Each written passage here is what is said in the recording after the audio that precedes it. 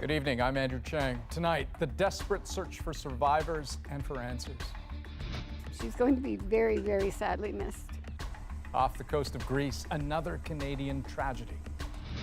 I'm Adrienne Arsenault. Also tonight, beware the COVID-19 scams. I was actually very devastated and scared. As if the virus wasn't bad enough. It's just like the perfect storm. Renters worry on the eve of a new month, and so do landlords. And living with the flooding in Alberta. We had minutes to get out. Hard-earned experience tells them hard days are ahead. This is The National. Less than 2 weeks after 22 people were murdered in Nova Scotia, another tragedy for that province and this country. Canada and its NATO allies now looking for a crashed military helicopter off the coast of Greece. Now, of the 6 Canadians aboard, 1 is confirmed dead, Sub-Lieutenant Abigail Cobra. The others haven't been found, and each passing day makes that less and less likely. Their families and fellow service members aboard HMCS Fredericton are trapped between hope and grief, and you can see that in the home port, Halifax, where people are paying respects and holding out for any good news. And to lose a loved one, always devastating. But as Kayla Hounsell explains, for many, this tragedy is compounding already fresh pain.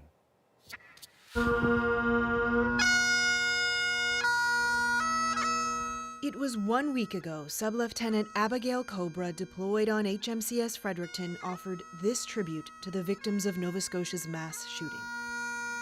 Now, at just 23, Cobra herself has become the victim of a terrible tragedy. She was on board the CH-148 Cyclone helicopter when it crashed. The Navy just filled her life. It was everything she ever dreamed of. A graduate of Canada's Royal Military College, she was a Marine Systems Engineering officer. She was a loving, giving young woman and just lit up every room that she walked into. She's going to be very, very sadly missed.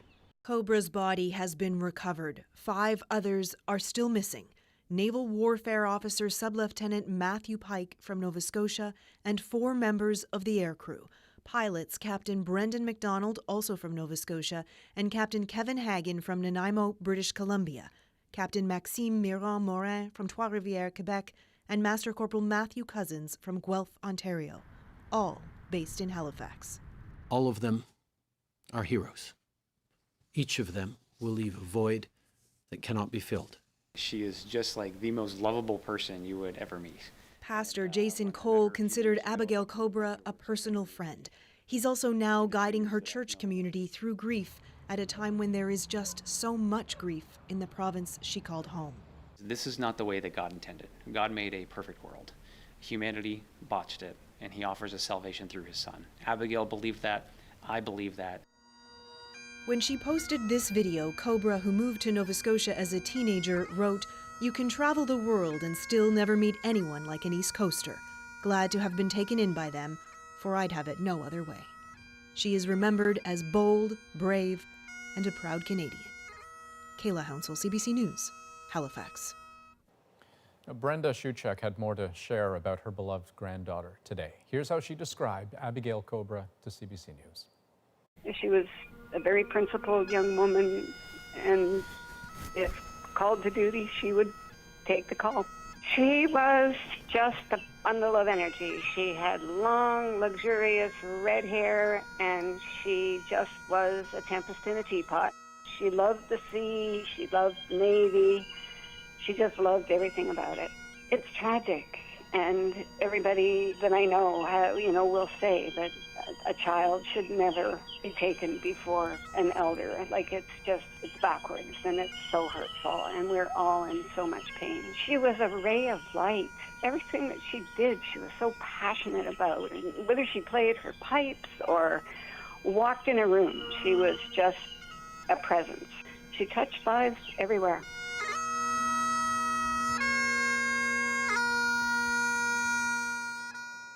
Don't yet know what happened, and as Murray Brewster explains, they're facing a formidable challenge. The Ionian Sea at sunset, deep and dark, as seen through the windscreen of a Turkish military helicopter. The frantic search today for 5 missing Canadians. The Cyclone helicopter had conducted flight operations and was returning to the ship. At approximately 6:52 p.m., the ship lost contact with the aircrew, and a few minutes later, flares were spotted in the water. A 5-year-old Cyclone helicopter had been in the air a little over 2 hours when something went catastrophically wrong, and it inexplicably slammed into the ocean and sank. As far as we know, they're in about 3,000 meters of water. And that depth will present perhaps the biggest challenge to the recovery. A large debris field on the bottom indicates the helicopter broke apart. 3,000 meters presents an insurmountable challenge for the Royal Canadian Navy, which means we'd have to seek assistance from allies or possibly from a commercial operator.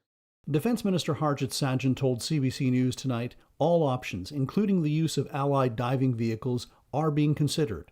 Investigators have recovered the flight data recorders. They will be analyzed at the National Research Council in Ottawa. All operation of Cyclone helicopters is paused, but the Air Force expects to get back to business soon.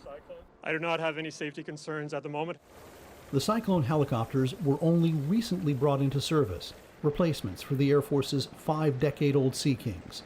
Some of the 28 on order are still being delivered, and Sikorsky, the maker of the Cyclone, has dispatched a team to assist in the investigation.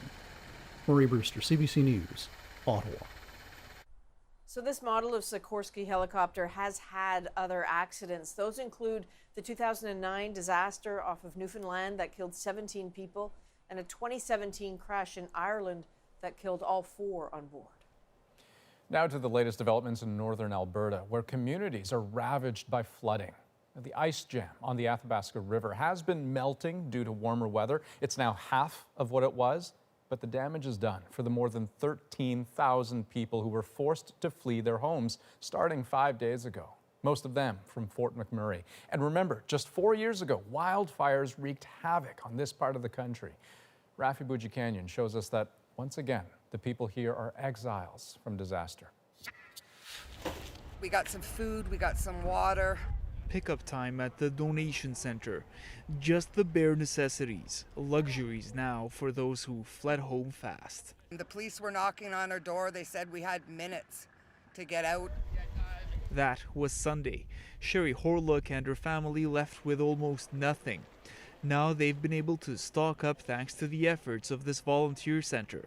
We wanted to donate 20 sandwiches to the firefighters and police and responders. Billy Martin's brainchild. He owns a sandwich shop in Fort McMurray. And then it turned into 300 sandwiches for the evacuees, and it turned into this with a couple phone calls and Facebook posts. But in the midst of a public health pandemic, concerns stretch beyond material needs. Horlock's temporary shelter is a crowded oil sands work camp. Because there's so many people, and anybody just a little cough and you think, oh my God, goodness, Then there are those who had already lost so much. Carolyn Boudreau's condo burned down in the 2016 wildfire, and she's fled her new place because of the floodwaters. Definitely wonder, what next? What's next? Is there anything else? Tornado maybe? Are we in tornado country? I don't think so, but I'm trying to see the light at the end of the tunnel. That light may be further away than some might hope. Up to 7 more days for full re-entry into the community. We need a number of conditions to be met in order for residents to return to their communities safely. Those conditions include flood water no longer being an imminent threat. And only then will it be clear the full scope of what needs to be rebuilt. Rafi Boudjikanian, CBC News, Fort McMurray. Cases of COVID-19 have now reached every province and territory in Canada. Today, Nunavut confirmed its very first case, someone in Pond Inlet. It's not yet known how that person got infected. Across the country, Canada now has more than 53,000 confirmed cases. More than 3,200 people have died.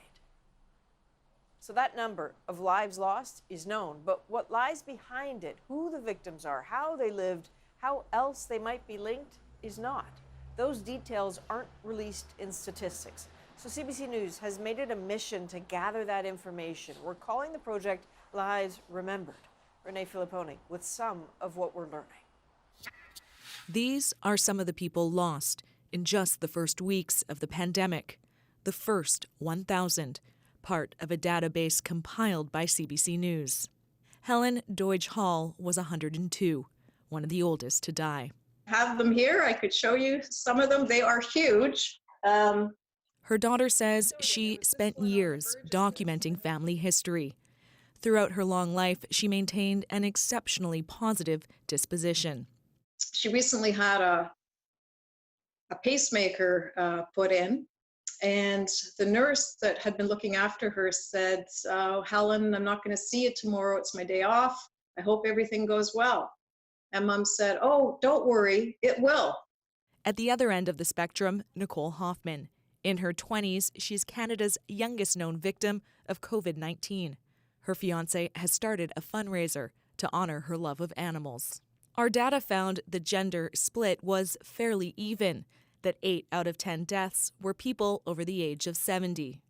And while most were retired, those still working were diverse, from healthcare workers to a youth worker, a high school custodian, and a musician. In one case, a mother and daughter with a close bond, 93-year-old Ruth Shepard and her 56-year-old daughter Tammy. It's a very sweet relationship, very special. Tammy lived with my grandmother her whole life. The pair had recently moved into this nursing home, hit hard by COVID-19. Tammy Shepard died 6 days after her mother. So much about Canada's first 1,000 deaths is still unknown. In provinces like BC and Alberta, demographic information is provided regularly. In other places, that level of detail is difficult to get.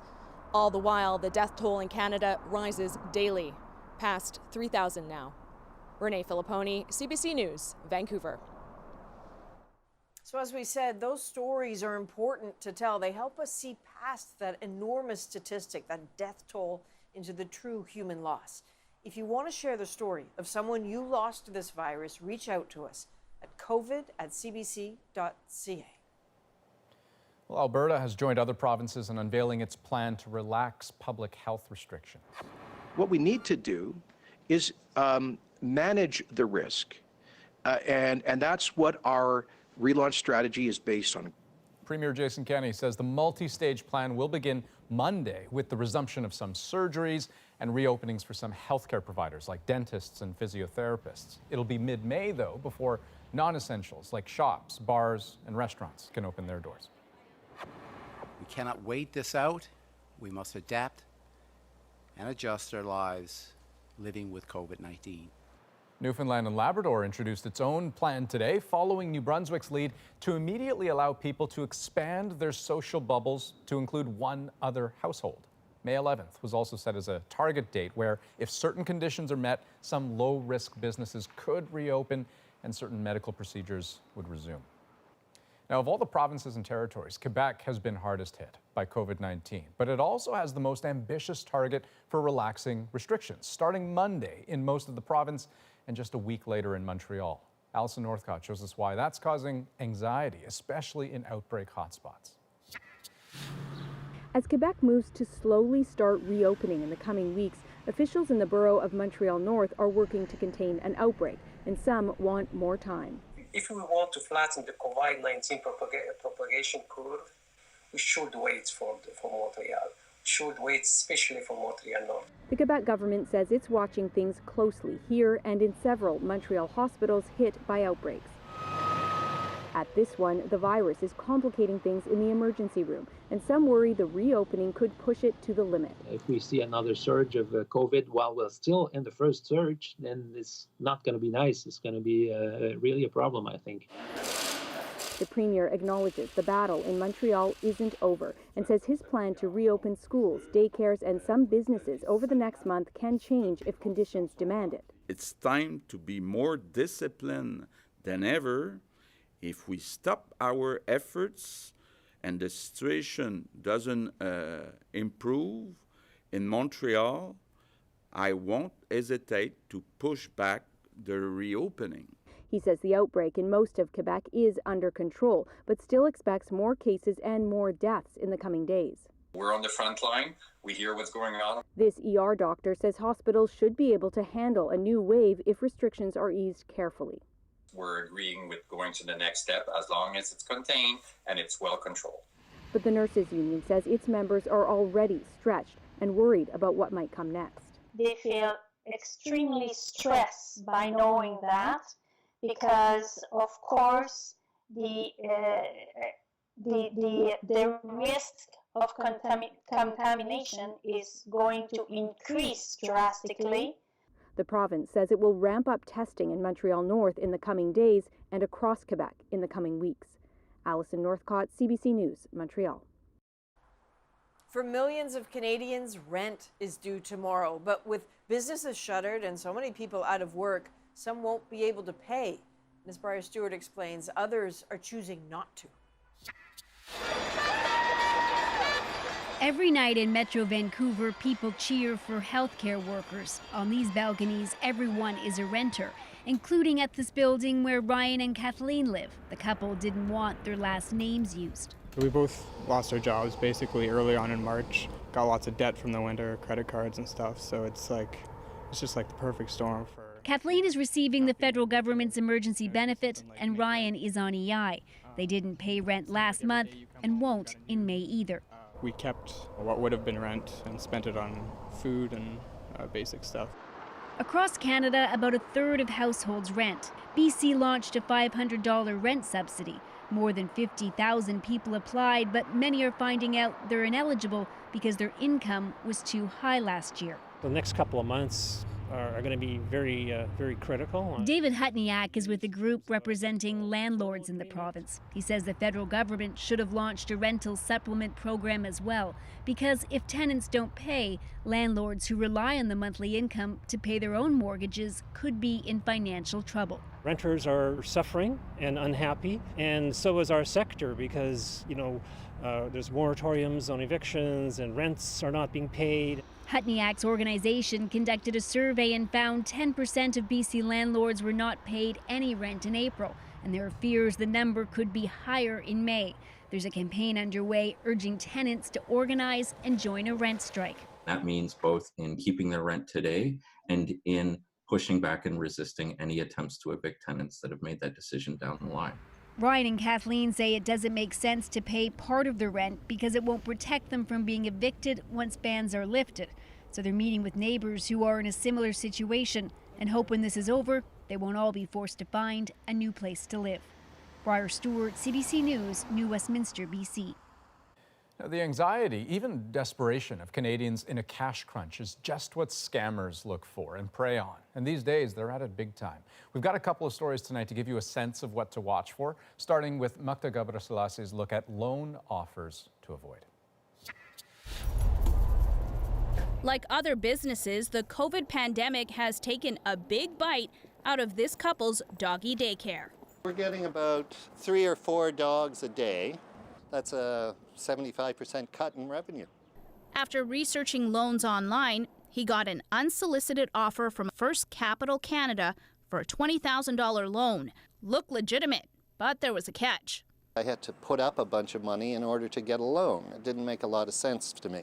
It's called an advance fee loan. According to the Better Business Bureau, it's illegal. Victims don't get the loan or their money back. I think scammers are taking advantage of the pandemic to try to get more money because they know that a lot of Canadians right now are going to be strapped for cash. Take a look at the Better Business Bureau Scam Tracker. Now, this shows complaints from across the country from people saying they lost hundreds or thousands of dollars, including this woman in Ontario who we agreed not to identify because of her job. She says she paid almost $4,000 up front to secure a $20,000 loan from Belford Capital Service, but the loan never came. People are in desperate situations where they're counting on someone to assist them and help them out, and they're just taking advantage of you. 2 companies, 2 identical contracts. So the company that offered her the loan, its website is now down. As for the company that Terry was dealing with, First Capital Canada, Its website was only registered 2 weeks ago, so we called them up. We tried several times. He hung up. Magda Gebrselassie, CBC News, Toronto. The scam this next story highlights begin with a text and some apparently good news, but there is a catch. We'll let Katie Nicholson take it from there. For me, it was convincing because I actually didn't know if they would send me a text or not. After losing her restaurant job, Joanna Giannakopoulos had applied for the CERB, so she didn't think much of it when she got this text. I basically had to sign into my bank, which was my card number and then my password for my online banking. And then after that, it was a bunch of other personal questions. That's when she realized she was being scammed. I felt that my money was going to be taken out of my account, so I was actually very devastated and scared. She called her bank and the Canadian Anti-Fraud Centre. Turns out she's one of the lucky ones. In the last 2 months, the CAFC has received 739 reports linked to COVID-19 scams. In total, 178 victims have lost a combined $1.2 million. It's the heightened sense of anxiety, of fear that exists. The isolation that people are in right now is ultimate key factor. Essentially, frauds are designed to get people to not think straight. So it's a prime time for scammers and fraudsters to solicit their scams. One in particular preys on coronavirus fears, a message telling victims they've been exposed to someone who tested positive for COVID-19. When you click on the link, it infects your computer with malware. So how can you protect yourself? Well, as far as the CERB goes, the federal government says it will never ask you to apply or notify you of a payment through text or email. Katie Nicholson, CBC News, Toronto. Well, several U.S. states are pushing ahead with plans to reopen tomorrow. I'm tired of going zipping up a body bag with somebody that I know. Up next, the very real concerns in the southern U.S. tonight. And later, we check in with Bianca Andreescu. Where are you? I'm in my basement. This is where I live now. How the Canadian tennis superstar is staying active while staying home. And tonight's moment is a moment we are all waiting for. Look who it is! Give me a hug. A post-quarantine hug from Newfoundland. We're back in 2.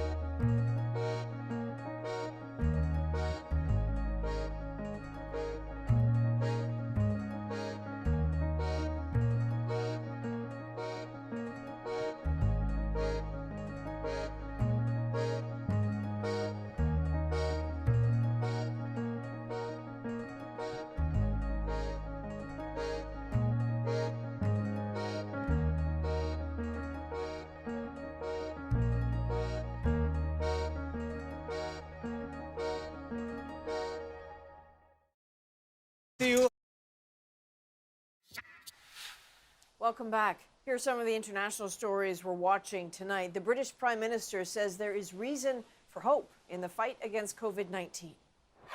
And so I can confirm today that for the first time, we are past the peak of this disease. In his first press conference since recovering from the virus himself, Boris Johnson said he will unveil a plan next week to reopen the UK, but he warned an even bigger outbreak could occur if it's not done right. The UK has the second highest death toll in Europe at nearly 27,000.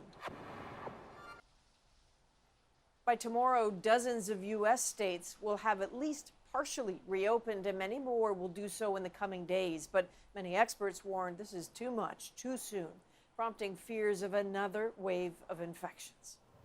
Georgia was on the forefront of that push to reopen, to the dismay of many. Katie Simpson was there and spoke to those concerned about the impact on one community in particular. 8 months pregnant, Cher Salmon knows there's risk in returning to work. The single mom applied for grants and loans so she wouldn't have to reopen her salon, but didn't qualify. I have no choice. I have to get back to work. If there was a choice, I would be closed still. Good to see you. With the reopening of some non-essential businesses, there is concern in Georgia's African American community the public health crisis may worsen. I wish that the governor would just chill out and let this thing fly, and then everybody can go back to work, not just the front line, who are mostly black, in this situation. Kebby Williams has paused his music mentoring program for inner city kids, and he questions the governor's decision to reopen salons, barbershops, and restaurants where low-wage workers are often people of color. It doesn't seem like he's thinking about us. It's like we're not even a thought in the matter, Exposure in Georgia is a worry, as a new study there finds 80% of COVID-19 patients who need hospitalization are African American. And it's like someone walking over to the wall and flipping the light on and exposing all of these healthcare disparities. Mac Willis and his 2 sons are recovering from the disease. He says the crisis must be used to address the long-standing systemic lack of access to health care, one reason why this has been so devastating for African Americans. I know these individuals in our community, and that's why I'm fighting for our community. I'm tired of going zipping up a body bag with somebody that I know. The coroner in Georgia's hardest-hit county understands the need to reopen the economy, but with his rural morgue full, he's urging people to stay home. Katie Simpson, CBC News, Atlanta, Georgia. Ahead on the National, At Issue looks at the politics of reopening. Quebec is the hardest hit province, so we look at why it's moving faster than others and whether that is a political gamble. And we will be taking on some of your COVID-19 questions, including this one. I'm hearing more about the possibility of airborne transmission. Is this possible? The answer after this.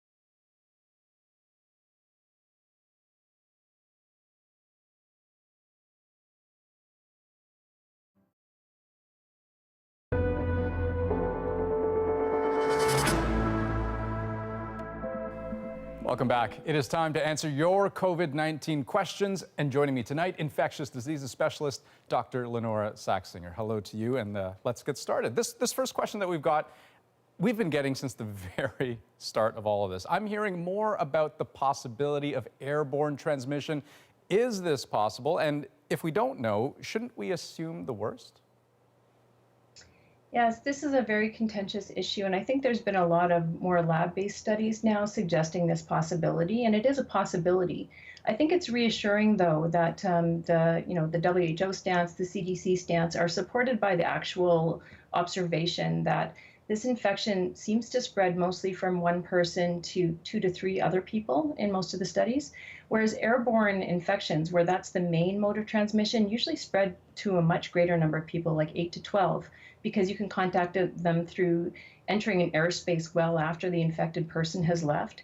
So it still looks like this infection is primarily spread from an infected person, and you have to be in fairly close contact to them or in contact with their secretions by touching your hands and then touching your face. Right. And so the overall pattern, I think, is reassuring. Okay, that's interesting. Here's a question about the potential solution to all of our problems. Will the COVID-19 vaccine be a live vaccine, and will it be safe for all people? Right, so there's well over 70 now, I think, vaccine candidates that are being evaluated. And as far as I know, I don't think any of them are live viruses. Most of them are using subunits of the virus and purifying them, so there would be no risk of actually acquiring the infection from the vaccine. It's just a specific part of the virus meant to elicit an immune response. So I think that the vaccines that make it through the trials will be very safe for anybody. Okay. Will the COVID-19 vaccine be more effective than the flu vaccine? Well, we don't even know for sure that we'll have an effective vaccine, but I think the odds are good. And I'm thinking that what we see so far is that the vaccine will not need to be changed seasonally the way the influenza vaccine needs to be changed. And so in that way, I think it would be likely to be more effective. Okay. Dr. Saxinger, we'll leave it there. I always enjoy speaking with you, though. Thanks so much for your time. Oh, thank you very much. And as we've mentioned, we will be asking your questions about COVID-19 as often as we can, so send them in. Message us directly on Instagram at CBC The National, or send us an email at covid@cbc.ca. Just be sure to put The National in the subject line. Ahead on The National, a post-quarantine family reunion. Look who it is! Get in there. I want to see some fresh hug. A simple hug is our moment as Newfoundland and Labrador relax restrictions. But up next, Rosie's here with that issue. Adrian, as the provinces unveil their reopening strategies, is Quebec moving too fast compared to its neighbors? Tonight, we're looking at the political stakes and risks. Chantal, Andrew, and Althea will join all of us right after the break.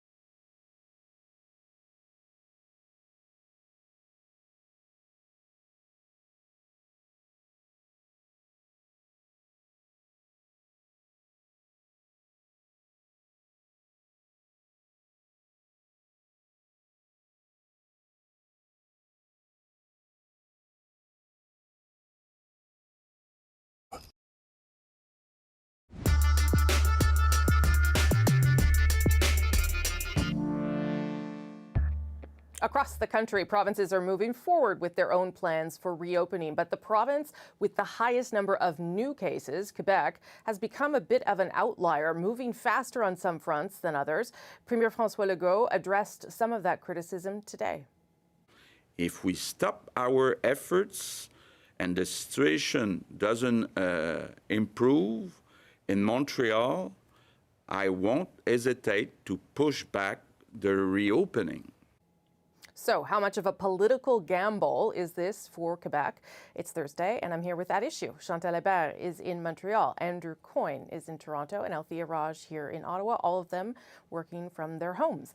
Okay, I did want to talk about Quebec because I understand, I hear what the Premier says every day. I certainly understand that there are different restrictions outside of Montreal rather than inside Montreal, which is really the epicenter for the province, certainly.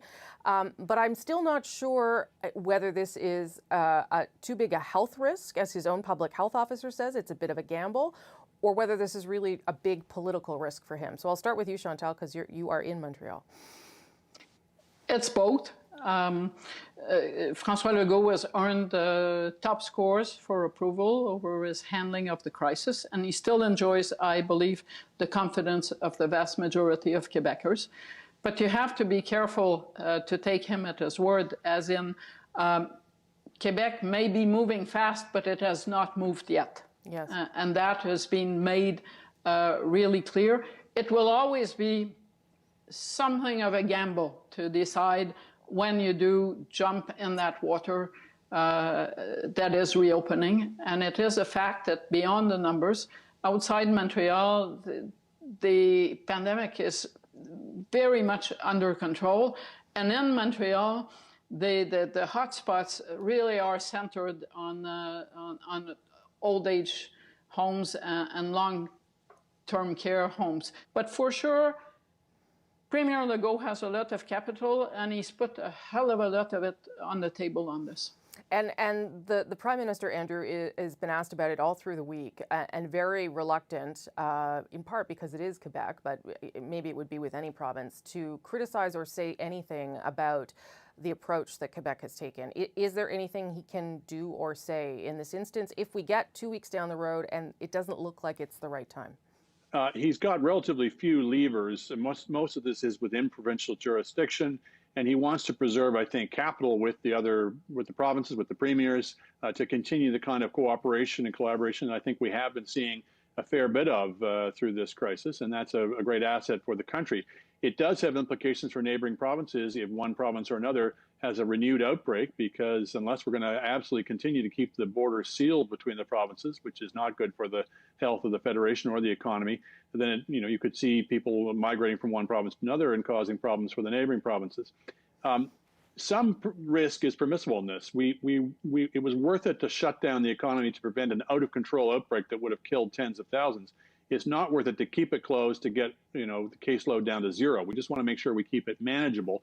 The question is whether this is a smart risk, and I think the remaining item for concern is we do not have the testing capacity as of yet to be able to do what all the experts say we have to do, which is to be able to pounce on every case that crops up in future. What do you think, Althea? Is this a risk, I mean, not only from a public health perspective, but as we talked about, a political perspective here for the Quebec Premier? I think the risks exist for every provincial premier that opens. I mean, the provincial premiers have been front and center to this, to the pandemic response. And so if it goes badly, they will for sure wear it. I think what's important to stress is that Premier Legault, like frankly every other provincial premier, has said very clearly that they're taking baby steps, and if anything pops up, then they're ready and they're willing to go back a few steps, not just hit the pause button, but reverse decisions and go back to full lockdown. I think that it's going to be really important for people to know why decisions are happening, what the risk is, why can they go to the barber shop but they can't go to the movie theater, and the easing of interprovincial movement is going to be really important, that is very well coordinated. And for example, Quebec and Ontario, we already know that the border is not going to be reopening tomorrow, for example. Yeah. Chantal, you went in there. Go ahead. 2 points. I think possibly Ontario, other provinces are not unhappy to see the Premier with the most political capital test the water to see what happens, because the political risk is actually real. But the other reality that one has to acknowledge, and you don't need to be a public health expert at this point to have realized it, is that public health experts will have different opinions. But I think there's a risk tolerance that, you know, like, for example, Premier Legault today talking about how there are 44,000 COVID cases in long-term homes in the province. And basically just telling the population, brace for it. More people are going to die. There will be many, many, many more deaths, is what he told people. Like, that maybe is tolerable for Quebecers, but maybe, you know, it would not be so tolerable for Newfoundlanders. I don't know, but I think that there is a regional difference, and people have different stocks. Different provincial leaders have the ability to say certain things that others do not. I'll let Chantal respond, and then I'll get Andrew to wrap it up. Yeah, go ahead. Okay, let's be real. The way that people heard Premier Legault on this today was not, I'm allowing people to die. It was that this is happening and these people will probably not be saved, which is a very different proposition. It's not a tolerance issue. It's an information issue. This is happening to older people, and it's going to be very hard to reverse that curve in those settings. But I will say, Andrew, and I'll get you to respond, that Dr. Tam actually this week said, when asked about Quebec, there will be different tolerance for risk across the country. Not particularly in Quebec or another place, but it is up to people to mitigate that, how far they're willing to push themselves and their population. Andrew. Yeah, there is actually some polling data that suggests Quebecers are a bit more tolerant of opening up a little sooner than other provinces, and that may be part of the political mix as well. And the need to take some chances is apparent because the cost of the economy is absolutely extraordinary, and we're finding out new data on that every day. That being said, if it's a choice between going a little bit slower and doing the testing versus going a little bit faster and having to take them back, having to put the controls back on, I would go for the former. The cost in terms of public morale and business confidence of having to reimpose controls after they've been taken off, I think would be enormous. Okay, I'm going to leave it there, guys. Thank you so much. If you want to hear more from the three of these guys, you can subscribe to At Issue, the podcast, for extra content. This week, we're going to talk about something completely different, the Conservative leadership race. It was paused. Now it's back on. Look for it on any major podcast app, our website, cbcnews.ca/thenational. And with that, it's back to Adrian and Andrew in Toronto. Just ahead, she's off the court, but Bianca Andreescu is still in the game. I need some coffee. It didn't end very well for you. There was some glitches. We talk through her virtual performance and her new competitive outlet next. But first, as we go to break, tonight's COVID-19 how-to guide, some advice, and a reminder that's about to become more important than ever. Over time, it's become easier to convince friends and family to take physical distancing seriously, but it is a challenge that will crop up again if Canadians get too comfortable and let their guard down. And I can tell you from every shift that I work in the emergency department, and you don't know which side of this you're going to fall on. You don't know, doctors say, because not all young people are resilient, the same way not all elderly people are vulnerable. If you get infected, you roll the dice. And we do know that you can be infected and contagious without feeling a single thing.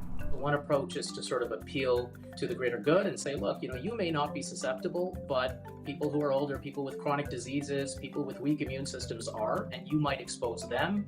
So do this for their sake. If we follow best practices, yes, it will all have felt like an overreaction. But that's the point. The best case scenario, if we all stay away from other people, is that nothing happens.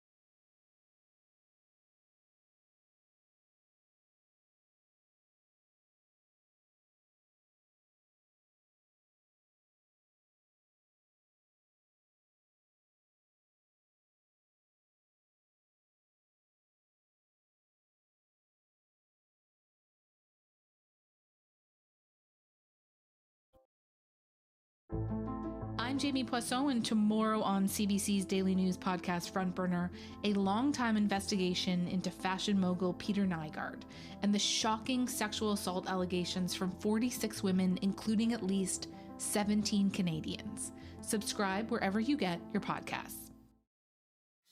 Hi, my name is Carmelo Kuki. I'm in my mid-40s, and I'm a resource teacher with the Toronto Catholic District School Board. Part of the work I do is embrace new technologies and deliver help to teachers.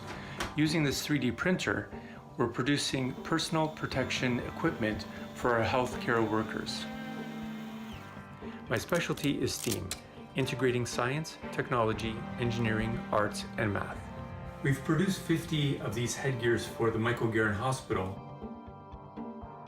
We're a family of 5, and every room becomes a homework space. Projects in the living room, 3D printing. But we do our best to help where we can. What I'm hopeful for is that people become really appreciative of the fact that they can just go out and see family and be with friends in public places and really enjoy being around each other's company. So teaching is just one of the jobs upended by this pandemic. Another, tennis superstar. If 2020 was going according to anybody's plan, Canada's own Bianca Andreescu would be prepping for a serious summer of competition, but instead, she's at home, finding her own way through this. So we dropped by virtually to say hi. How are you? You look good. So do you. Where are you? I'm in my basement. This is where I live now.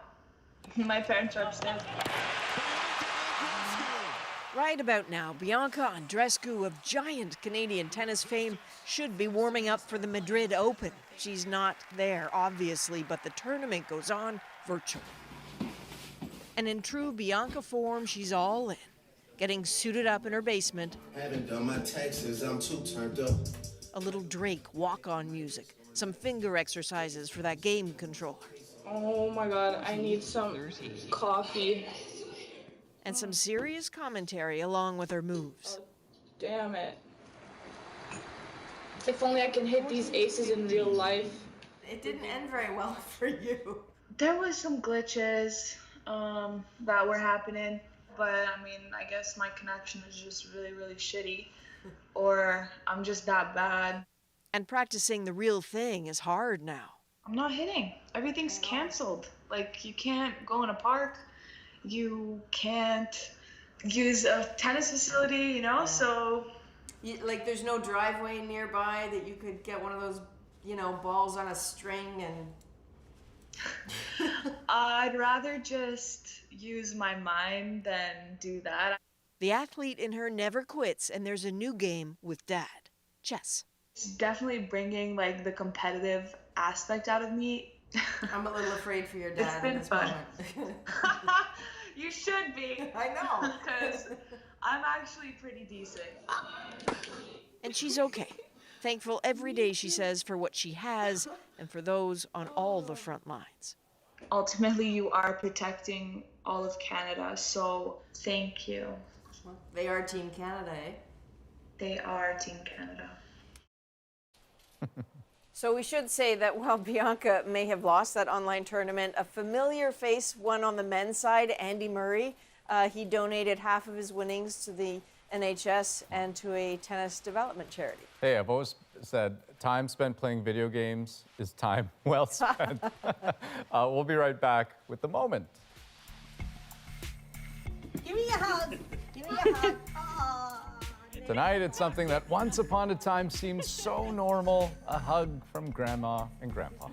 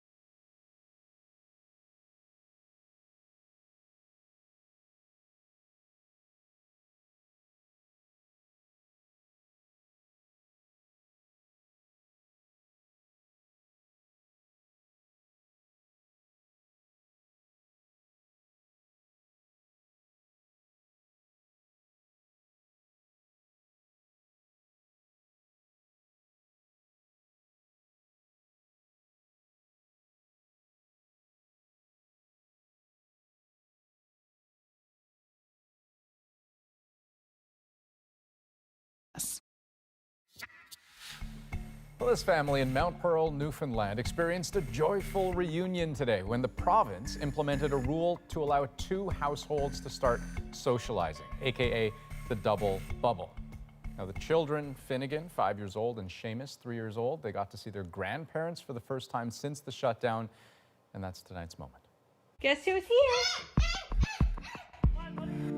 Finnegan and Seamus are really close to their grandparents. They provided childcare for us for a long time, and they still do on a part-time basis. They have them 2 days a week. Look who it is! So to kind of go cold turkey without seeing them for a long time, it was really tough on all of us.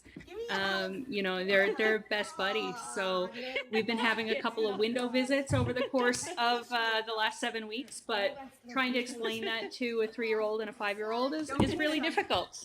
I can't believe I saw Nanny and Poppy I know. in our house. Give me 5. Now they're gone. Yeah, they had to go home, but what are you doing tomorrow? Sleep over with them. Okay, so firstly, of course, they have a cool name for it, the double bubble. Of course, Newfoundland would do that. And I have to say, the idea of coming up with a list of people you want to hug is kind of delicious to me. Yeah, except the hard part is you can only pick one other household, right? You gotta pick and choose. I don't even know how you begin to make that choice. Oh, it's easy. Oh. Listen, that is the national for April 30th. Good night. Good night.